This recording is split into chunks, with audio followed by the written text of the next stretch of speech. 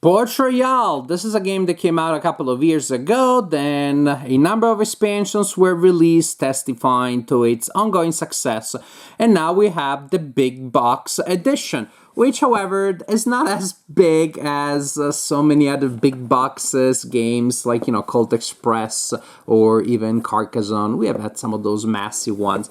It's big for Port Royale. Everything is relative, I guess. So what you find in here is the base game plus several expansions, which also increase the number of modes of play. In particular, the game in some of the modes becomes cooperative and solitaire friendly also. You got the rules comprising the base game and the rules for the expansions, of course, a player rate summarizing the main points of all the modes, and then we got the big box with everything nicely organized in there. This is the base game, and it's basically a push your luck game. You're going to collect cards that you're going to place in your display. Those cards will generate a number of prestige points, and you're trying to get to 12 prestige points in your display. These cards are also used to represent currency, so when they're face down, placed in your personal area, each represents a coin. Right now, I got 3 coins. Cool. When they're face up, they represent different things instead. They may represent the ships that you're trading with, they may represent people that you're trying to hire, and so on and so forth. Players will alternate being the active player, and when you're the active player, you start your turn by drawing a card face up to the deck. If it's a professional, and you can see that from the art, for now it stays there. After you draw your first card, you can decide to stop or to keep going, that is to keep drawing. If the card is a ship, a pirate ship coming into the harbor, you have 2 options. It may be that in your display with professionals that you hired earlier, you have a number of swords equal to or exceeding the strength of the incoming ship. In which case, you may decide that you don't like that one, you repel it. You simply demonstrate you have the ability to repel it, and that is discarded instead. Or maybe you decide to let it come in, or you cannot send it away, and so then it goes there. Again, these cards face up, they count as the harbor. And suppose that I decide to keep going.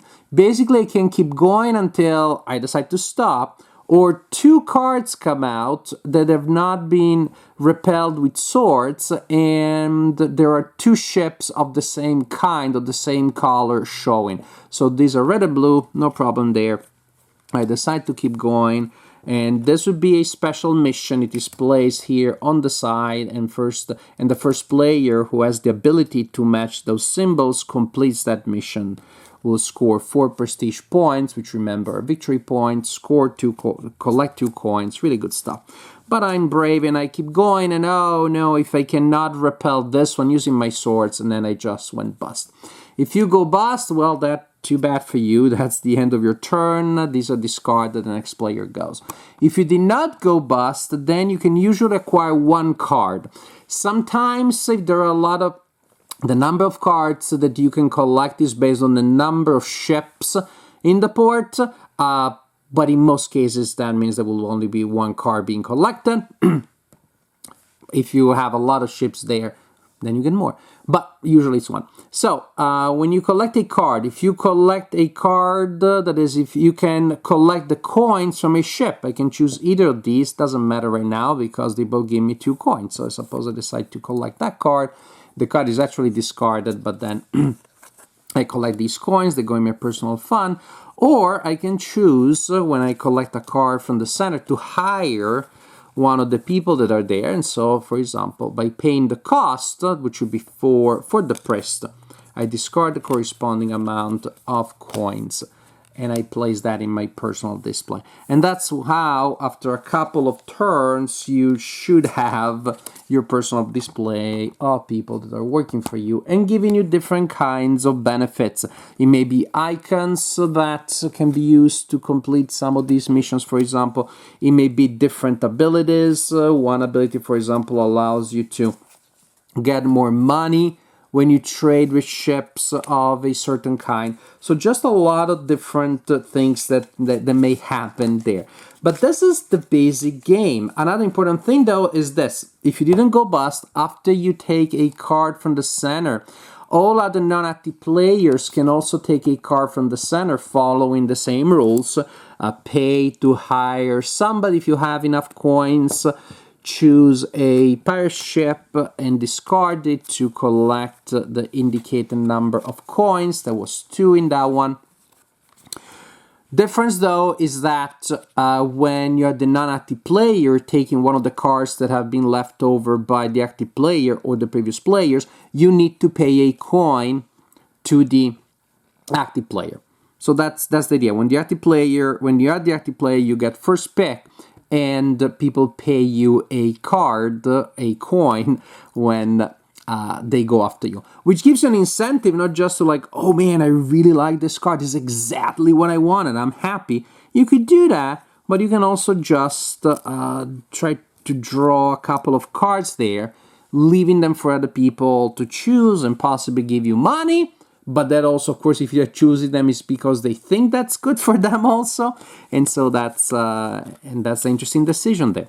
So this is Port Royal. I really like this game. It's quick, simple, very intuitive push or luck game with a lot of interesting little decisions going on, again, such as do I stop now? And that decision of stopping now is not just based on am I scared of going bust, which is a consideration though, but also do I want to leave cards behind for other people to collect and therefore to may help them, but I hope to get coins because that may help me also. A lot of nice, interesting decisions there. A nice engine building with your abilities. But then all of these things, again, they don't overstay their welcome. And sometimes, yes, by the time you have a great display you really wanted, somebody wins the game, and maybe you win the game, and that really was the display I wanted, I guess. But it moves fast. The fact that you often have a chance of buying cards out of turn means that you are engaged more often than if you were just sitting there waiting for your turn. So it has a lot of nice, interesting elements here. Definitely a good game. I personally really enjoy Port Royal.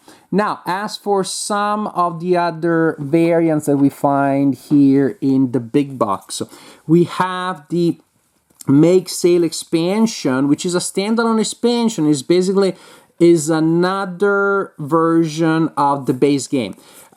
It's a smaller version, portable, like in case, oh no, I can never go around with this deck, it's too big, it's too heavy. Then this is the travel version, that's how it is described. It's a smaller deck, but it still works, it still functions. The main difference is that you're gonna have some professions that you don't have in the other deck, and also you do not have those expeditions, which were those cards these cards here that allow you to score extra points. So it's not that those expeditions add a lot of complexity, but in case you want to play without.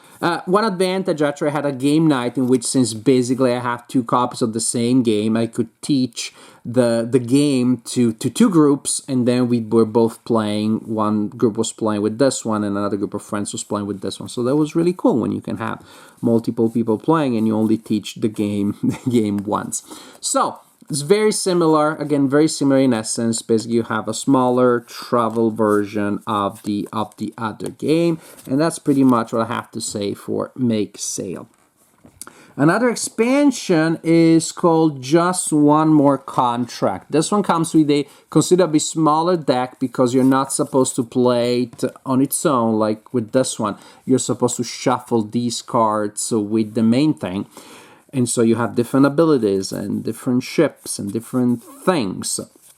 Again, with different professionals, which in itself always brings more variety. But again, as the name says, you have contracts. That is, there's going to be a number of these cards available on the board. In the play area, I mean. Also, each player is gonna have a number of tokens to identify who they are. So someone's gonna play with green, yellow, or blue, and so on and so forth. The idea, as you can see, is that each contract has has different requirements, and in this case, for example, you need to have these two professionals in your crew. In this one, you need to have those two.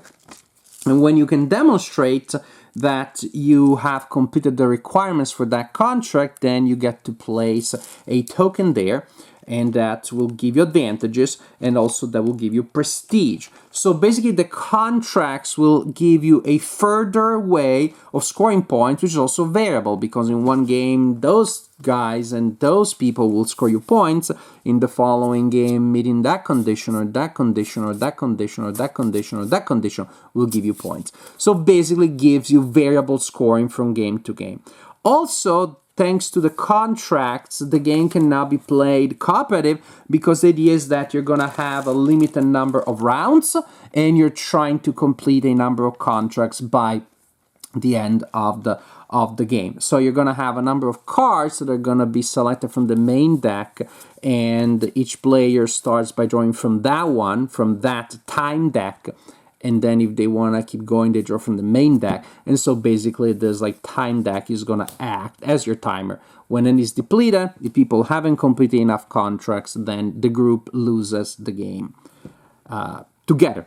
The game in this mode becomes fully cooperative. Now, one big advantage is that now ships that only give you one coin become interesting out of turn. Because remember, we're all playing together. So during someone else's turn in the regular game, if I'm out of turn, I'm not going to take this card, because to take this card, I collect a coin, but then I give it to you, the active player, immediately. Remember, you still have to pay the cost for taking out cards out of turn. You still have to give a coin to the active player. But now we are all friends here in the cooperative version, so I do want to take a one coin ship out of turn, because that will give a coin to the active player, which still leaves the group better off. And of course, with the contract, playing it cooperative means you can also play solitaire. You play solitaire and you're trying to complete, well, a number of contracts, same thing. Then you have another co-op and solo version, which is the Adventure Begins, which follows the trend of narrative-oriented campaign games that we have had in recent years. And also because of that, I can't really show you much other than the fact that you're going to have a player, right? Good for you. You're going to have a character, and each character card has two possible characters with different abilities. You're gonna have another resource or another way of scoring points you're gonna keep track of, and then you're gonna have scenarios. And I don't wanna show you anything because I don't want to give you spoilers, because again, when it comes to games with a story element, that's the idea. But you have a number of scenarios that you're trying to complete. Each scenario is a deck of missions that you need to complete. That means you need to collect certain resources by the end of the day. And also cards that are shuffled into the main deck, and they will change, therefore, the composition of the deck from game to game, really giving the sense of a developing story.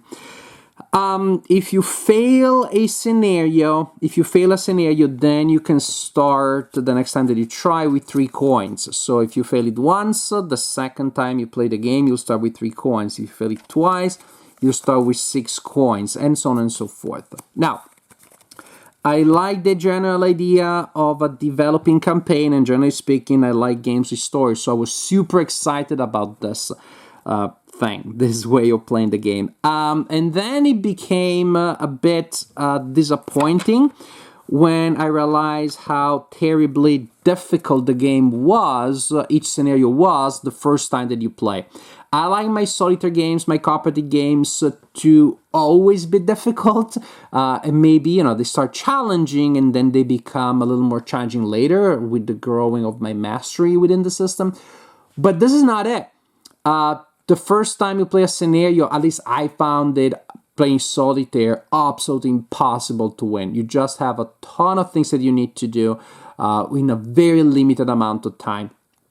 And then I realized that that was the same for the other scenarios. The way it is structured, you only have a very limited amount of time.